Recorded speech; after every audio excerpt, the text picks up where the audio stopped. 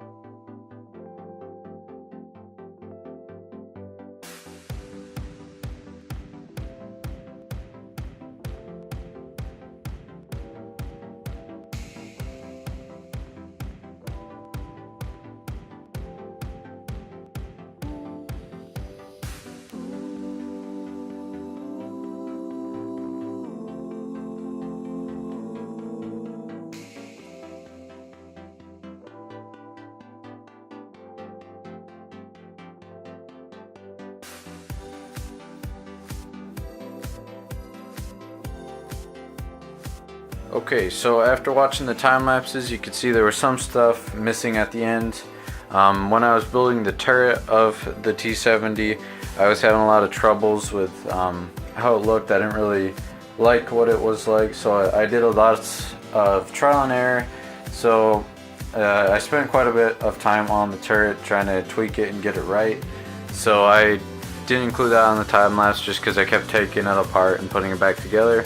There's also a few other small details that were added later on, but it's basically the same thing that was seen in the time lapse. So kind of comparing it to my previous T-70 design, or Su-76, they're basically the same thing. It's just the Su-76 is a little bit longer instead of having another drive gear.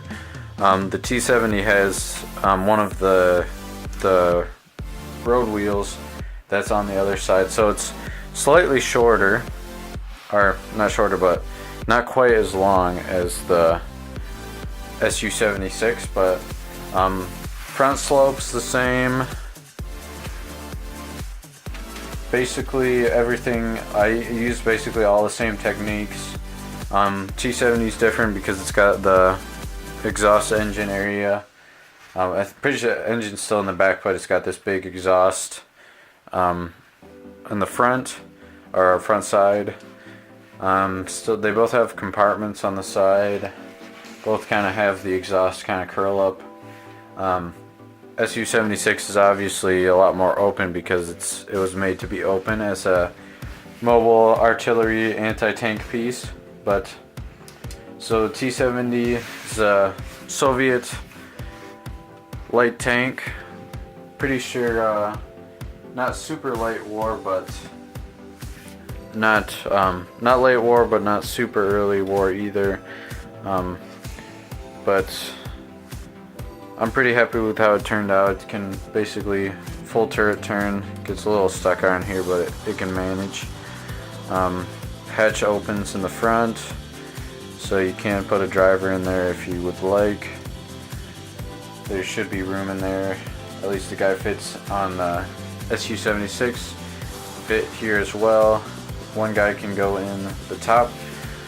Pretty sure they only had, they'll have the driver, gunner, loader. I'm pretty sure it's a crew of 3. But there's the T-70. Probably for another vehicle build in the future, we'll do some more Russian tanks, just because I'm kind of in the mood for the Russian tanks, just because I haven't built as many of them yet. So we'll probably see a few more Russian tanks in the future. Also always building different German tanks as well. I'm thinking maybe a Soviet BT-7 or a German Panzer 38T. I'm also, some of my older tank designs I don't like as much, so I might tweak them as well, but those might not make it into a full video. You might see those like on a future army video. Definitely want to do the German Panzer 38T as well, just because that chassis was used for a wide variety of different anti-tank guns, or anti-tank vehicles, and various other artillery pieces. So that would be a good one to make.